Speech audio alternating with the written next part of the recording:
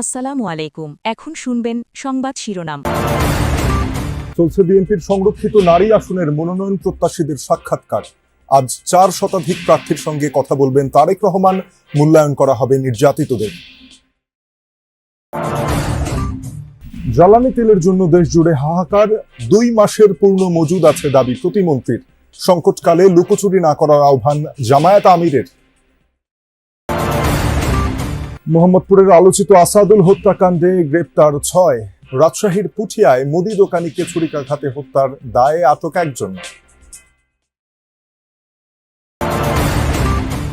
10 দিনের যুদ্ধবিরতি কার্যকর হওয়ায় লেবাননে উচ্ছ্বাস উল্লাস। চুক্তি লঙ্ঘন করবে না হিজবুল্লাহ, প্রত্যাশা ট্রাম্পের, স্বাগত জানালো প্রতিবেশীরা। এতক্ষণ শুনছিলেন সংবাদ শিরোনাম, এখন দেখবেন বিস্তারিত। বিএনপির সংরক্ষিত নারী আসনের মনোনয়ন প্রত্যাশীদের সাক্ষাৎকার শুরু হয়েছে। গুলশান কার্যালয়ে মনোনয়ন বোর্ডের সভাপতিত্ব করছেন দলের চেয়ারম্যান ও প্রধানমন্ত্রী তারেক রহমান। বিকেল 3:30টার কিছু পর শুরু হয় সাক্ষাৎকার। দলের সিনিয়র যুগ্ম মহাসচিব রুহুল কবির রিজভী আহমেদ জানান, গঠনতন্ত্র অনুযায়ী সাক্ষাৎকার প্রক্রিয়া চলবে। বিগত 16 বছরের আন্দোলনে যারা অবদান রেখেছে তাদের মূল্যায়ন করা হবে।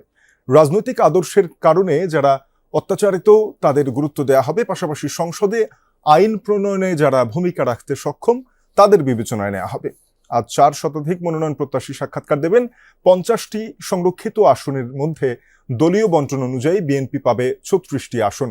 36টি আসনের বিপরীতে এখন পর্যন্ত মনোনয়ন জমা পড়েছে 1025টি। আজ রাজশাহী, রংপুর, খুলনা, বরিশাল এবং ফরিদপুরের মনোনয়ন প্রত্যাশীদের সাক্ষাৎকার। আগামীকাল ঢাকা, চট্টগ্রাম, কুমিল্লা, সিলেট ও ময়মনসিংহ বিভাগের সাংগঠনিক সাক্ষাৎকার গ্রহণ করা হবে। মহিলারা যে অবদান রেখেছে বিগত 15-16 বছরের আন্দোলনে, 17 বছরের আন্দোলনে, নিঃসন্দেহে তাদের সেই অবদানকেও মূল্যায়ন করা হবে। অনেক মহিলা নেত্রী আমাদের, তাদের নামে মিথ্যা মামলা হয়েছে, তারা শর্টগানের গুলি খেয়েছে, তাদের বাড়িতে ভাঙচুর করা হয়েছে, তাদের সন্তানদেরকে ধরে নিয়ে যাওয়া হয়েছে শুধুমাত্র রাজনীতি করার কারণে এবং রাজনৈতিক আদর্শের কারণে। সাক্ষাৎকারের ক্ষেত্রে সবচেয়ে বেশি যে বিষয়টিকে গুরুত্ব দেওয়া হচ্ছে সেটি হচ্ছে প্রার্থীদের অতীতে যদি যে সমস্ত নারী প্রার্থীরা অত্যাচারিত হয়েছেন, একই সঙ্গে যে সমস্ত নারীরা অনেক ক্ষেত্রে তারা ত্যাগী এবং একই সঙ্গে যারা নানান ক্ষেত্রে বিভিন্ন চড়াই উতরাই পার করেছেন দলের জন্য, তাদেরকে গুরুত্ব দেওয়া হচ্ছে। একই সঙ্গে শিক্ষাগত যোগ্যতা এবং অন্যান্য যে বিষয়টি, বিশেষ করে সংসদে যারা প্রতিনিধিত্ব করবার মতো যোগ্যতা আছে তাদেরকেও বিবেচনায় রাখা হচ্ছে।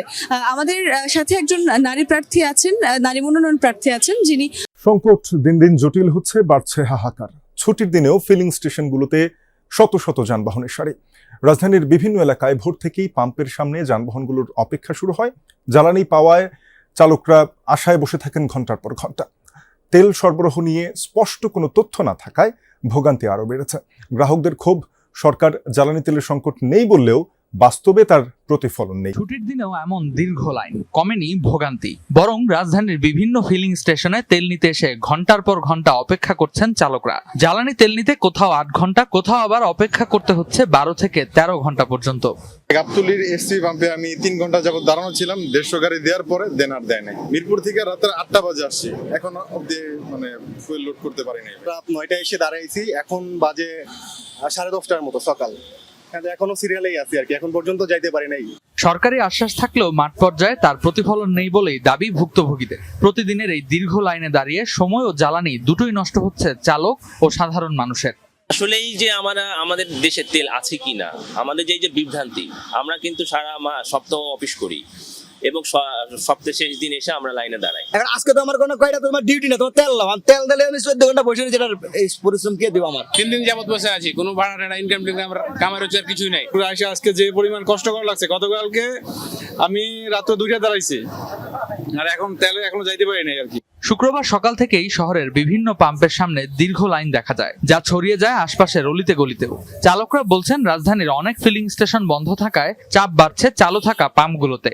যে পাম্পে যাই এই পাম্পে শুধু বন্ধ। আমি তালতলা ঘুরে আমি রাত্রে 7টা বাজে আমি পাম্পে এই পাম্পে টাস্টে সিরিয়াল দিচ্ছি। আমরা এখানে লাইনে ঘন্টার পর ঘন্টা দাঁড়িয়ে আছি, আর কেউ লাইন ছাড়া ডুবে পড়লে এটা শুধুই আছে কষ্ট না, এটা মনে হয় হৃদয় ভেঙে যাচ্ছে, এরকম একটা অবস্থা।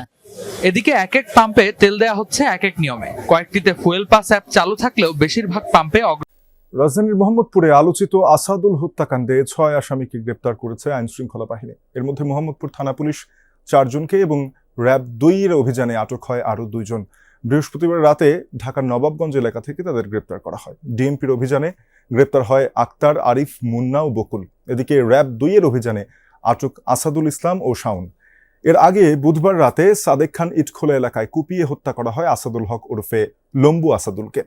একই এলাকায় 3 দিন আগেই কিশোর গ্যাং দ্বন্দ্বে অ্যালেক্স সিমুনকে একইভাবে কুপিয়ে হত্যা করা হয়। পরপর 2টি খুনের ঘটনায় আতঙ্ক বিরাজ করছে এলাকা জুড়ে। রাজশাহীর পুঠিয়ায় চাঁদার টাকা না দেওয়ায় এক মুদি দোকানিকে ছুরিকাঘাতে হত্যার দায়ে একজনকে আটক করেছে পুলিশ। সকালে পুঠিয়া পৌরসভাধীন কাউন্সিল বাজারে এই ঘটনা ঘটে। পুলিশ জানায়, প্রতিদিনের মতো দোকান খুলে ভেতরে বসেছিলেন মামুনুর রশিদ জুয়েল। এ সময় পূর্ব পরিচিত মাইনুল দোকানে প্রবেশ করে নেশার জন্য চাঁদা চায়। এ নিয়ে দুজনের মধ্যে প্রথমে কথা কাটাকাটি এবং পরবর্তীতে হাতাহাতি শুরু হয়। এক পর্যায়ে সাথে থাকা ছুরি দিয়ে জুয়েলের বুকে আঘাত করে মাইনুল। মাটিতে লুটিয়ে পড়লে স্থানীয়রা উদ্ধার করে হাসপাতালে নিলে চিকিৎসক জুয়েলকে মৃত ঘোষণা করেন। পরে মাইনুলকে চড়থাপ্পড় দিয়ে খুঁটির সাথে বেঁধে রাখে স্থানীয়রা। খবর পেয়ে ঘটনাস্থলে পৌঁছে তাকে হেফাজতে নেয় পুলিশ। জেনারেল এমএজি ওসমানীকে পাকিস্তানি বাহিনীর বিরুদ্ধে যুদ্ধ জয়ে মুক্তিযুদ্ধের পুরো অঙ্গনকে ভাগ করা হয় 11টি সেক্টরে। বিশ্বজুড়ে বাংলাদেশের পক্ষে জনমত তৈরি আর শরণার্থী ব্যবস্থাপনার দায়িত্ব নেয় অস্থায়ী সরকার। তানজিম শাফিন, যমুনা নিউজ, ঢাকা। আন্তর্জাতিক সংবাদ। ইসরায়েলের সাথে যুদ্ধবিরতি কার্যকরের পর আনন্দ উল্লাসে মেতেছেন লেবানিজরা। দক্ষিণাঞ্চলের শহর সিডনে আনন্দ মিছিল করেছেন বহু নাগরিক। যুদ্ধবিরতির খবর শুনে রাস্তায় নামেন তারা। যোগ দেয় ছোট বড় সবাই। গাড়ি নিয়ে র্যালি করেন আনন্দরত অনেক বাসিন্দা। এ সময় গান গেয়ে উল্লাস করে যুদ্ধবিরতিকে স্বাগত জানান তারা। নিহত হিজবুল্লাহ যোদ্ধাদের ছবি সম্বলিত পতাকা হাতে নিয়েও স্লোগান দেন অনেকে। এদিকে যুদ্ধবিরতি শুরুর পরপরই তা উদযাপন হয়েছে রাজধানীর বৈরুতেও।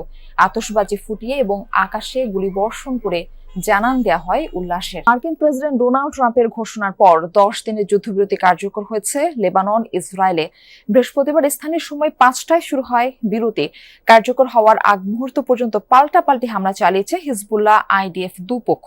যুদ্ধবিরতি লঙ্ঘন করবে না হিজবুল্লাহ, এমন আশা প্রকাশ করেছেন মার্কিন প্রেসিডেন্ট। দাবি, লেবাননের প্রেসিডেন্ট জোসেফ আউন ও ইসরায়েলের প্রধানমন্ত্রী বেনিয়ামিন নেতানিয়াহুর ফোন আলাপের পর দুপক্ষ যুদ্ধবিরতিতে সম্মত হলো। আগামী 2-3 সপ্তাহের মধ্যে হোয়াইট হাউসে বৈঠকে বসতে পারেন তারা।